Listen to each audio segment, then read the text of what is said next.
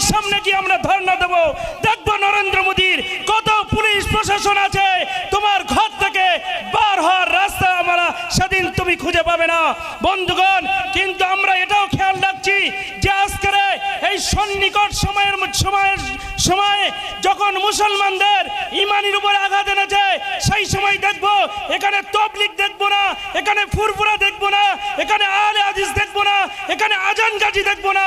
আমাদের যারা রাহবার, আমাদের যাদের পীর মনে করি আমরা, আমাদের যাদের কান্ডারি মনে করি, সকলকে এক প্ল্যাটফর্মে যদি না দাঁড়ায়, তাহলে এদের বিরুদ্ধে আমরা পরবর্তীকালে রাস্তায় আন্দোলন করব। হ্যাঁ কি না?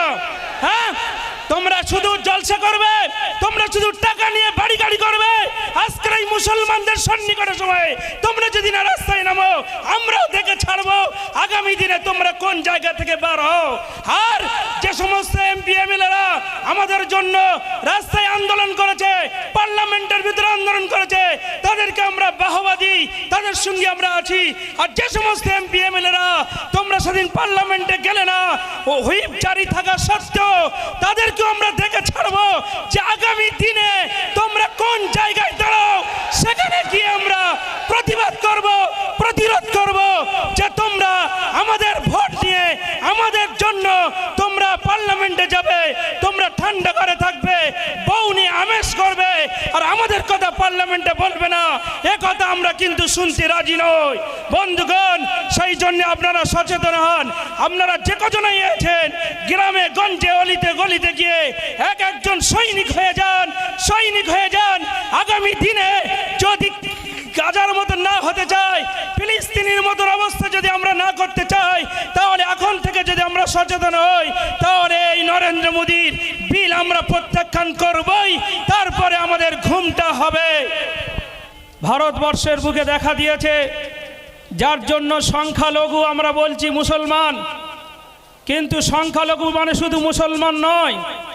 সংখ্যালঘু ভারতবর্ষের জমিনে আছে খ্রিস্টান, সংখ্যালঘু আছে পার্সি। আজকের অমিত শাহ, আমাদের প্রধানমন্ত্রী নরেন্দ্র মোদী, তিনি নিজে দাড়ি রেখেছে, অথচ দাড়িওয়ালাদেরকে তিনি ঘৃণা করেন।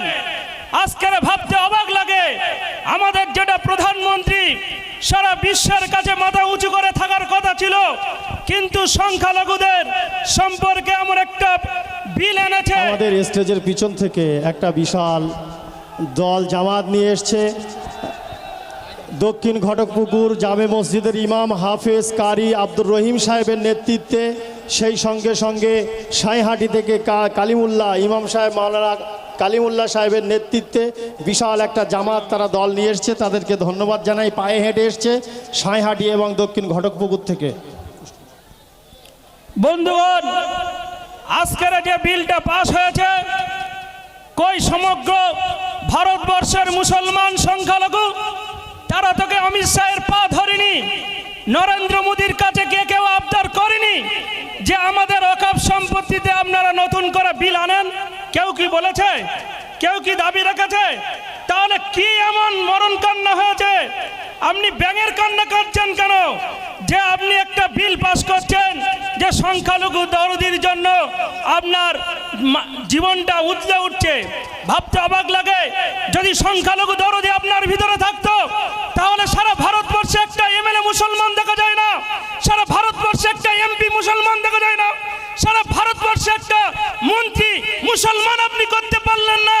আর আপনি শুধু মুখে বলছেন যে সংখ্যালঘু দরদি। ছি, ধিক্কার জানাই।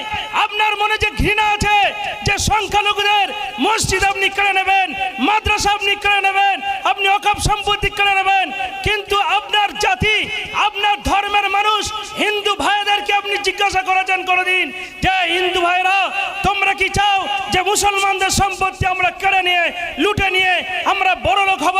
আজকে আমরা হয়তো ক্ষমা করে দিতে পারবো, কিন্তু আমাদের প্রজন্ম যারা আসবে, আমাদের নাতিপোতাদের কাছে আমরা যখন গল্প করে যাব যে দেখো ওই হিন্দু ভাইরা আমাদের সম্পত্তি লুট করে নিয়েছে, ওরা বড় লোক হয়েছে, ওরা গাড়ি বাড়ি করেছে, সেই প্রজন্ম আমাদের সামনে মাথা উঁচু করে দাঁড়াতে পারবে কি? লজ্জা লাগছে আজকে ধর্মের নামে তুমি সুশ্রুড়ি দিয়ে এত দরদি, এত সংখ্যালঘু দরদি বলছো তুমি, কিন্তু ভাবতে অবাক লাগছে সংখ্যালঘু তো খ্রিস্টান ছিল, সংখ্যালঘু তো পার্সি ছিল, কই তাদের জন্য তুমি কোনো বিল পাস করতে পারলে না? একটা মুসলমান তোমার কাছে চাইনি, একটা হিন্দু ভাইও তোমার কাছে চাইনি যে সংখ্যালঘুদের যে বিল আছে সেই বিলটা তুমি সংশোধন করো।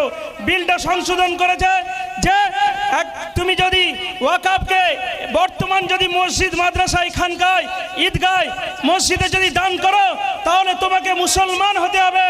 আর সেই মুসলমান হতে গেলে তোমাকে তার প্রমাণ দিতে হবে ডিএম এর সামনে গিয়ে আপনি যে মুসলমান। একটা চাচা যে দীর্ঘদিন 30 বছর ধরে নামাজ পড়ে আসছে, একটা চাচা সে 5 ওয়াক্ত নামাজ আদায় করে, রমজান মাসে রোজা রাখছে, সে হজ পাক করেছে, তার ডিএম এর সামনে গিয়ে প্রমাণ দিতে হবে সে আজকের মুসলমান। সে যদি না প্রমাণ দিতে পারে তাহলে তার সেই ওয়াকাফ সম্পত্তিটা বাতিল বলে গণ্য হবে। ভাবতে অবাক লাগছে। আর সেই সম্পত্তিটা হস্তান্তর করবে কারা? সেই সম্পত্তির বোর্ড থাকবে অমুসলমানেরা। আজকের লজ্জা লাগছে যে নরেন্দ্র মোদী তুমি একটা এমন একটা অধ্যায় এখানে রচনা করলে যেখানে গণতান্ত্রিক সারা পৃথিবীর ভিতরে ভারতবর্ষ মাথা উঁচু করে দাঁড়ায়, যেখানে হিন্দু, মুসলমান, খ্রিস্টান, জৈন, বাগদি, মেচর সকলে কাঁধে কাঁধ মিলিয়ে আমরা পাশাপাশি বসবাস করি। তুমি এই হিন্দু মুসলমান ভাগাভাগি করতে চাচ্ছ কেন? সংখ্যালঘু বলে শুধুমাত্র মুসলমানদের বিলের উপরে কেন আঘাত আনলে? এই বিল আমরা মানছি না আর মানব না।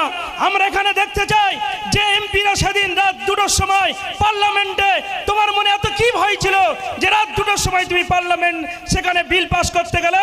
দিনের বেলা তো পাস করতে যেতে। কত বিল পড়ে আছে রাতের পর দিন, বছরের পর বছর, সে বিলগুলো আপনার পাস হয় না। 3 দিনের ভিতরে রাষ্ট্রপতির সই হয়ে গেল, বিল পাস হয়ে গেল। ভাবতে অবাক লাগছে রাত 2টার সময় যে সমস্ত এমপি এমএলএরা তারা আমাদের জন্য গলা কাঁপিয়েছে, আমরা তাদেরকে ধন্যবাদ জানাই। আমরা এই আন্দোলন শুধু ঘটপুকুরে স্তব্ধ করব না, আমরা এই আন্দোলন কলকাতার বুকে স্তব্ধ করব না, আমরা এই আন্দোলন পার্লামেন্টে অমিত শাহের বাড়ির সামনে গিয়ে ঘেরাও করব। দেখবো অমিত শাহের কত পুলিশ নরেন্দ্র মোদী হুঁশিয়ার, অমিত শাহ হুঁশিয়ার। আরে ওয়াকাফ বিলের কালো কানুন মানছি না, মানবো না। আরে এই বিল বাতিল করতে হবে, নইলে মোদি তোমার গদি ছাড়তে হবে। আরে বিল বাতিল করতে হবে, নইলে মোদি গদি ছাড়তে হবে।